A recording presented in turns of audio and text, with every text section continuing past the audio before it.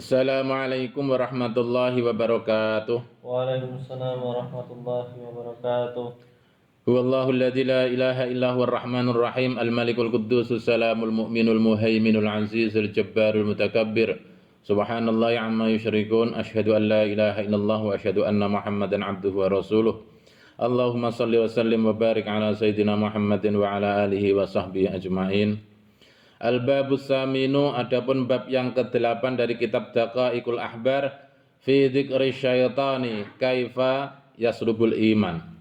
Menjelaskan tentang bagaimana cara syaitan di dalam melepas iman seorang hamba ketika naza, ketika pisahnya roh dari jasad. Fil khabari, dalam suatu hadis, annahu yaji'u syaitanu la'anahullahu, ya. Suatu saat syaitan itu datang, fayajlisu inda ra'sil abdi, dan setan itu kemudian duduk di atas kepala seorang hamba yang sedang naza atau sakaratul maut. Jadi ketika seorang hamba Allah itu sedang mengalami naza itu proses pisahnya ruh dari jasad. Nah, datanglah kemudian setan di arah kepala seorang hamba tersebut. Fayaqulu, dan mengatakan setan itu lahu kepada abdun, utruk hadatin, tinggalkan wae agama iki, maksudnya agama Islam. Tinggalkan saja agama ini. Fakul, dan katakan, katanya setan, fakul, dan katakan wahai abdun, ilahainisnain, pangeran dua, ya. Tentang pangeran dua, artinya disuruh musyrik. Nak gue gelem mengatakan pangerane iku loro, pangerannya itu Allah, Tuhannya itu dua, hatta tanju min hadhi syiddah, kamu itu akan selamat dari sakitnya naza ini. Jadi ketika orang naza itu sakitnya, masya Allah, naudzubillah min dzalik, sakitnya luar biasa. Apalagi ketika dalam kondisi sakit itu kemudian setan datang menggoda. Yang pertama, setan menyuruh meninggalkan agama. Yang kedua, setan menyuruh mengatakan bahwa Tuhan itu ada dua. Nah, melihat hal yang demikian, ya, fa idza kana al-amru kadzalik fal khatru syadidun wal khaufu azimun, maka yang betul-betul dikhawatirkan dan yang betul-betul ditakutkan, ya, itu adalah fa'alaika bil bukai, wajib bagi kamu semua itu untuk apa? Berbesmili lah, untuk menangis. Bukan menangis karena sedih, enggak. Menangis untuk persiapan nanti kalau datang naza atau datang sakaratul maut. Wa tadarrui, dan tadarru atau DP kepada Allah, mohon belas kasihan Allah. Wa ihya'il laili, dan menghidupkan malam hari dengan salat. Bikasratir ruku'i, dengan memperbanyak rukuk, wa sujudi, dan sujud. Nah, supaya apa? Hatta tanju min adzabillahi ta'ala, supaya selamat, terhindar atau selamat dari adab Allah subhanahu wa ta'ala.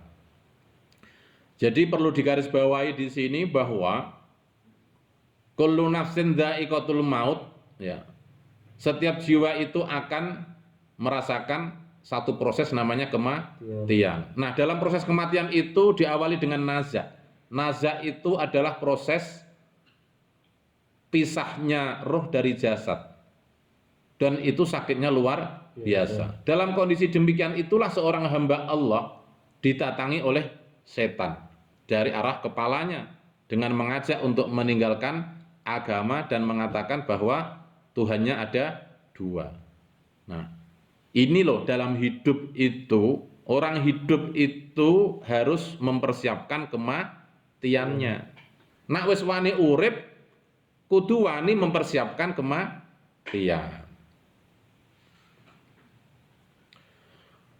Wasu'ila, dan ditanya Abu Hanifah, Imam Abu Hanifah ditanya, ayu dzambin ahwafu lisalbil imani, dosa apa ya, yang lebih mengkhawatirkan ya, dari lepasnya iman? Qala tarkus syukri alal iman. Imam Abu Hanifah menjawab, yaitu meninggalkan rasa syukur ketika sudah memiliki iman. Jadi kalau kita ini sudah memiliki iman, itu harus menanamkan rasa syukur bahwa kita sudah beriman. Ya. Kemudian yang kedua adalah watarku haufil khotimah. Jadi yang paling menurut Imam Abu Hanifah, yang kedua, dosa apa yang mengkhawatirkan ya,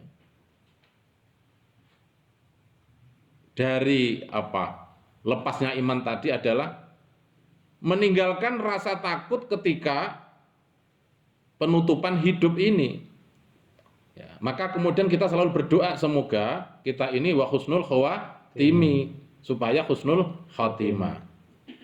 Nah, biar bisa husnul khatimah itu apa? Itu ya harus dipersiapkan, berdoa pada Allah, berusaha di dalam hidup kita di dunia ini supaya nanti kalau misalnya kita itu sudah meninggal dengan kersane Gusti Allah, dengan izin Allah akan mohon meninggal dengan husnul khatimah. Makanya yang paling mengkhawatirkan selain lepasnya iman menurut Imam Abu Hanifah, yang pertama adalah ya, tidak adanya rasa syukur atas kita sudah beriman. Yang kedua adalah meninggalkan rasa khawatir atau rasa mempersiapkan dalam kematian, dalam penutupan hidup ini. Kemudian yang ketiga adalah wadulmul ibadi, dan dia menzalimi seorang hamba. Jadi nggak boleh kita hidup dengan sesama manusia itu menzalimi sesamanya. Nah, bagaimana kalau kemudian ada orang yang seperti itu? Fa inna man kana fi qalbi hadhil hisal as-salasa. Kalau ada orang yang dalam hatinya itu memiliki tiga hal tersebut, ya, dia meninggalkan rasa iman, dia meninggalkan khawatir dalam kematian yang nanti, ya, yang tidak berdoa untuk husnul khatimah, dan dia melakukan kezaliman terhadap sesama. Fal aglab annahu yahruju minad dunya kafiran. Biasanya menurut Imam Abu Hanifah, dia meninggalkan dunia artinya wafatnya itu dalam kondisi kafir, matinya dalam kondisi kafir. Illa man adrakathu as-sa'adah. Biasanya matinya dalam kondisi kafir kecuali dia mendapatkan as-sa'adah, nasib yang bejo. Nah, kenapa kok ada istisna atau pengecualian? Ya karena disitulah bahwa kecuali dia mendapatkan kabejan. Kabejannya itu yang pertama adalah ketika dia sakaratul maut, ya, malaikat maut mau mencabut nyawanya, dengan izin Allah, dengan perintah Allah, malaikat rahmat datang kemudian menyampaikan rahmatnya Allah kepada seorang tadi. Ya, itu kabejan yang pertama. Kabejan yang kedua, dia mendapat syafaat dari Al-Qur'an. Ya. Yang ketiga, dia mendapatkan syafaat dari membaca sholawat. Makanya penting, ya, membaca Al-Qur'an, ya, dan juga membaca sholawat, supaya kita itu dalam kondisi nazak itu mendapat syafaatnya. Bisa jadi Allah ridho dengan mengirimkan malaikat rahmat, memberikan rahmatnya kepada kita ketika mau meninggal, atau kemudian Al-Qur'an datang, ya, kita diberikan Allah memberikan syafaat Al-Qur'an, atau Allah memberikan syafaat dengan membaca sholawat.